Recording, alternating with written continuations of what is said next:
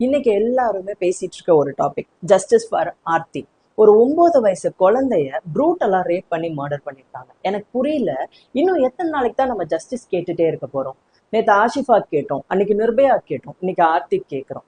இந்த பக்கம் பேர் மட்டும் தான் மாறுதே தவிர இந்த பக்கம் வேற எதுவுமே மாறல. நம்மளால மிஞ்சி மிஞ்சி போனா என்ன பண்ண முடியும்? ஒரு 4 நாளைக்கு எங்களுக்கு ஜஸ்டிஸ் வேணும் ஜஸ்டிஸ் வேணும்னு கேட்போமா? அதுக்கப்புறம் காவால மாதிரி வேற ஒரு சாங் வரும், அதை ட்ரெண்ட் பண்ணிட்டு போயிட்டே இருக்கும். இந்த மீடியா என்ன பண்ணுவாங்க?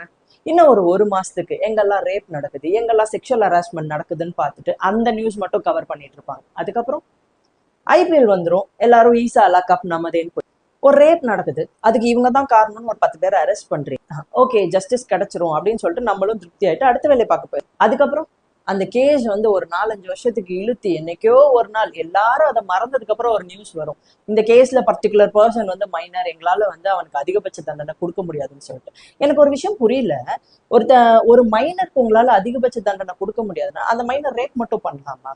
ஜஸ்டிஸ்னா என்ன? அந்த ஃபேமிலிக்கு ஒரு 10 lakhs காம்பன்சேஷன் கொடுக்கறனாலயோ இல்ல இந்த பசங்களை தூக்குல போடுறதுனாலயோ கிடைச்சிருமா? இல்ல. இதுக்கப்புறம் அந்த மாதிரி ஒரு விஷயம் நடக்கவே கூடாது. அந்த அளவுக்கு ஒரு பனிஷ்மெண்ட்டை கொடுத்தீங்கன்னா மட்டும்தான் நமக்கு ரியல் ஜஸ்டிஸ் கிடைக்கும். அடுத்து இந்த மாதிரி ஒரு விஷயம் பண்ணணும்னு நினைக்கும் போதே இந்த பனிஷ்மெண்ட் ஞாபகம் அவன் பண்ணாம இருக்கான். ஸோ அப்பதான் நமக்கு ரியல் ஜஸ்டிஸ் கிடைக்கும். இதுல நாளைக்கு வந்துருவாங்க ஹாப்பி விமன்ஸ் டேன்னு சொல்றது, உடனே என்கிட்ட கேட்காதீங்க இட்ஸ் நாட் ஆல் மென் அப்படின்னு சொல்லிட்டு. Here also I am not talking about all men.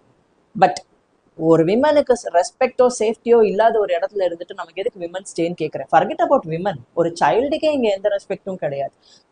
குழந்தையா பார்க்காத வரைக்கும் இது எதுவுமே மாற போறது இல்லை. இப்போ நான் வீடியோ போடுறதுனால மட்டும் எதுவும் மாறிடுமான்னு கேட்டா மாறிடாது, எனக்கும் தெரியும். பட் எல்லாருமே இன்னைக்கு எதனால இதை பேசுறோம் அப்படின்னா ஏதாவது ஒரு சின்ன சேஞ்ச் கிடைச்சிடாதா அப்படிங்கிறதுக்கா.